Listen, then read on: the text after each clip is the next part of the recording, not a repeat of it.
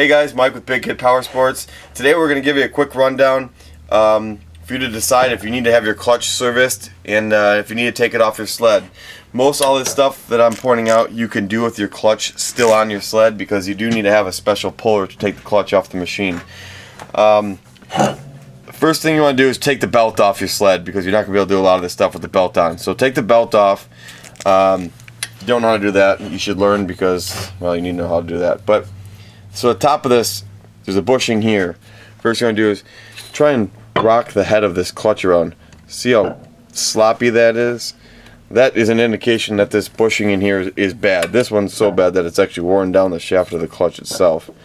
So that's one thing. If you've got that, that needs to be repaired. There's also bushings in the bottom, which you can't always tell until you get this off. But next thing you'd want to do is check the rollers. Here you can tell that roller is actually so bad it's worn completely through.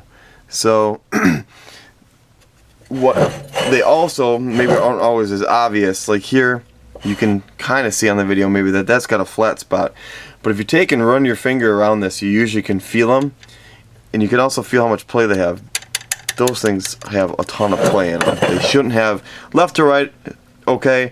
Up and down, they really shouldn't have a lot of play in them. But run your finger through them. Feel any flat spots. If you got a flat spot, those need to be replaced.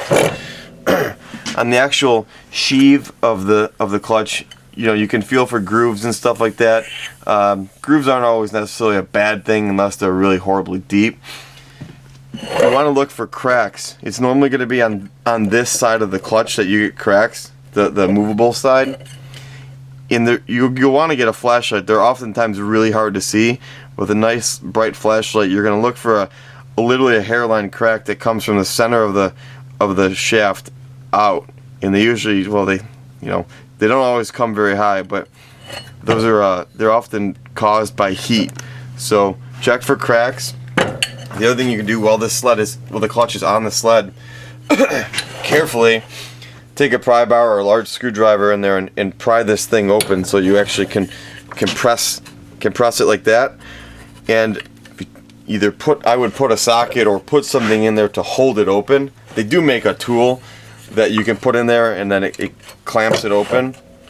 But once the clutch is open, you can take your rollers and actually try and move them. Or your weights rather. Make sure all three of your weights move freely, and all your pins don't have any major slop.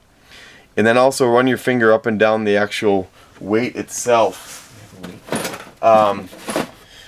The weight should be nice and smooth, a smooth surface. It shouldn't have any major ripples in it. So you want to do that with all three weights, and if all those things are good, you're good. But otherwise, I would take it off, have it cleaned, bring it to us. We'll service it for you, and we'll get you back on the trails.